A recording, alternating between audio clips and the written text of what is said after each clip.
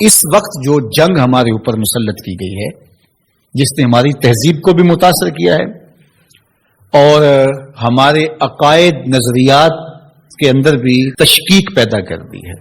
ویسے تو ایک زمانے میں اتنے بڑے بڑے حملے تھے، یہ معتزلہ کا حملہ کوئی چھوٹا حملہ نہیں تھا، 3 بادشاہتیں ان کے زیر اثر رہی ہیں۔ آپ نے یہ کہانیاں پڑھی ہوئی ہیں کہ امام اعظم ابو حنیفہ کی وفات جیل میں ہوئی تھی۔ آپ نے یہ سنا ہے کہ امام احمد بن حنبل کے بدن پر 1 انچ جگہ بھی ایسی نہیں تھی جہاں کوڑے کا نشان موجود نہیں تھا۔ لیکن آج معتزلہ کے نام سے کوئی گروہ، کوئی فرقہ دنیا پہ دکھائی دیتا ہے، انہوں نے اس کا ناطقہ بند کر دیا، دلیل سے، عملی قیام سے، جد و جہد سے۔ مرجیہ تھے، لا ادریہ تھے، اندیہ تھے۔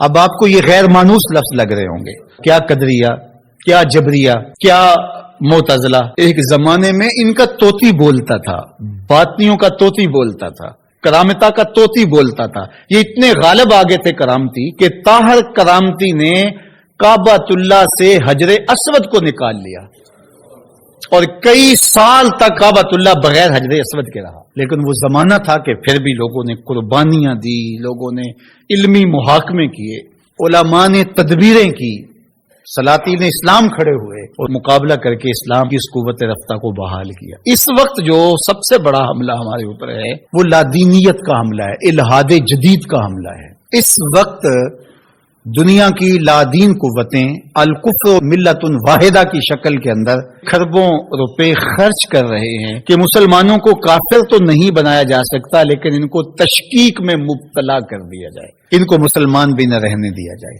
تشتت اور افتراق پیدا کر دیا جائے، فرقہ واریت کے بیج ان کے اندر بوئے جائیں، یہ باہم دست و گریبان ہو جائے، جغرافیائی تقسیمات پر ان کا یقین ایمان کی حد تک چلا جائے۔ عجم اور عرب کی لڑائی پر 2 ممالک کو آپس میں کھڑا کر دیا گیا، اور یہ جتنے فسادات مشرق وسطیٰ میں ہوئے ہیں، مسلم کش ہو گیا، ایک دوسرے کو مارنے لگے، لسانی بنیادوں پر، فرقہ وارانہ بنیادوں پر، قتل عام ہوا، مسلمان کا خون پانی سے بھی سستا ہو کر کے بہا، اور جنگیں جو بھی لڑی جاتی ہیں مفاد کی عالمی طاقتیں اسی خطے میں لڑتی ہیں۔ یورپ میں کوئی جنگ نہیں لڑی جا رہی، عالمی طاقتوں کا بازیچہ بن کے ہم رہ گئے۔ ہم کب شعور کی آنکھ کھولیں گے؟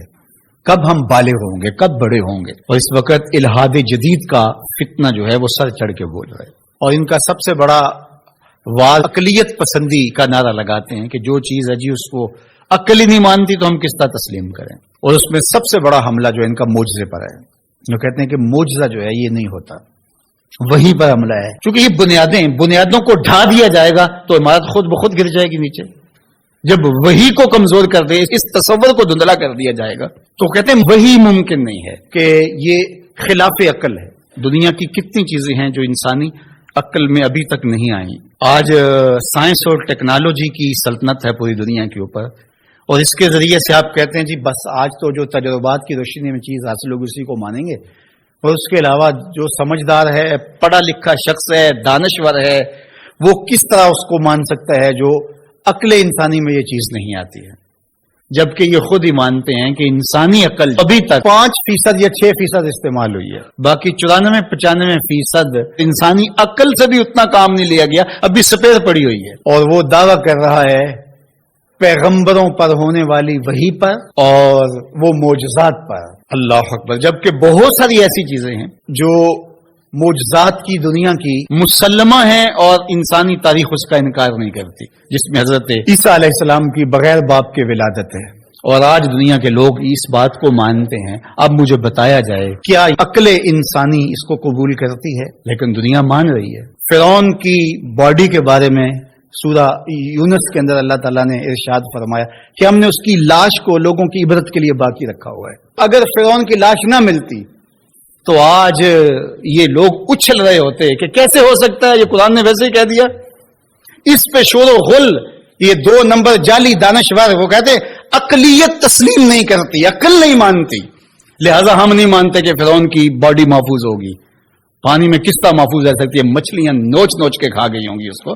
یہ کٹھ ملا، یہ پرانے لوگ یہ کیا کہانیاں بیان کر رہے ہیں؟ کیسے ہو سکتا ہے؟ قرآن کے نزول سے 2000 سال پہلے کا واقعہ تھا، اور پھر نزول کے بعد 1250-1300 سال تک یہ سلسلہ باقی رہا۔ تشکک، عقلیت پسندی کے بخی اجڑ کے رکھ دیتی ہیں یہ چیزیں اگر غور کیا جائے۔ تو کہتے ہیں کہ یہ ممکن نہیں ہے. تو معراج کے واقعہ کا انکار بھی اس لیے کیا جاتا ہے. معجزہ ایک زندہ حقیقت ہے، اور میرے اور آپ کے آقا و مولا کا سب سے بڑا معجزہ قرآن ہے، اور دوسرا بڑا معجزہ جو میرے حضور کو دیا گیا وہ معجزہ معراج ہے.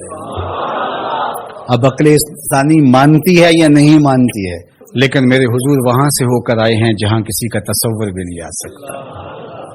اللہ اکبر. سی معراج راز محبتاں دا نہیں سی کسے دی سمجھ وچ آن والا، سدیا طالب تے گیا مطلوب ہوتے، جبرائیل سی صد لے جان والا، بازے آخ دے بن دروازیاں تو کہ میں پہنچیا عرش تے جان والا، ابر عقل نو ایتھے دخل کیے جانے جان والا یا لے جان والا.